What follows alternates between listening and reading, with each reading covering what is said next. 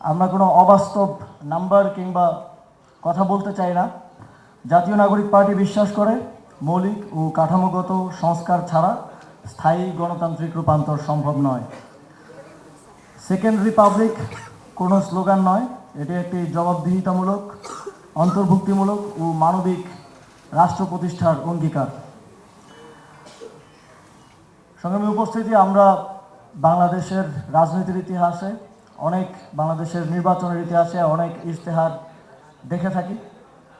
একটা কমন বিষয় আমরা দেখি যে কিছু কিছু ক্ষেত্রে একটা বেঞ্চমার্ক স্টাবলিশ হয়ে গেছে যে আমাদেরকে শিক্ষায়, স্বাস্থ্যে জিডিপির 5% বরাদ্দের কথা বলতেই হবে।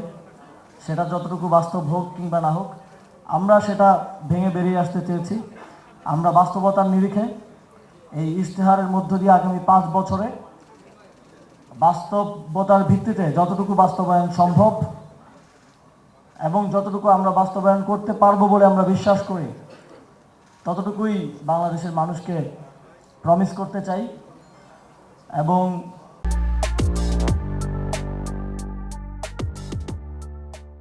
আমাদের ট্যাক্স টু জিডিপি রেশিও 6.5 থেকে 7.5%-এর মধ্যে বর্তমানে আছে। আমরা যদি এখন কমিট করি যে আগামী 5 বছরের মধ্যে আমরা শিক্ষায় এবং স্বাস্থ্যে 5% ইচ করে বাস্তবায়ন করব, তাহলে সেটা অনেকটা অলিক শোনাবে এবং আমরাও বাংলাদেশে চলমান যেই রাজনৈতিক প্র্যাকটিস, কথা দিয়ে কথা না রাখতে পারার যেই ইশতেহার দিয়ে সেটা বাস্তবায়ন না করতে পারার যে প্র্যাকটিস, তার মধ্যে ঢুকে যাব। আমরা সেটা চাই না। এই ইশতেহার জনগণের সঙ্গে দীর্ঘ কথোপকথনের ফল। আপনারা জানেন, জুলাই পদযাত্রা থেকে শুরু করে আমরা দেশের পথে প্রান্তরে গিয়েছি, আমরা মানুষের কথা শুনেছি, মানুষ আমাদেরকে তাদের বক্তব্যগুলো দিয়েছেন, তাদের দাবিগুলো জানিয়েছেন। আমরা সমাজের বিভিন্ন কমিউনিটির সাথে বসেছি, তাদের কথা শুনেছি, বিভিন্ন পেশাজীবী গোষ্ঠীর সাথে বসেছি, শ্রমিকদের নেতৃত্বের সাথে বসেছি। সকলের কথার ভিত্তিতে এই ইশতেহার তৈরি হয়েছে।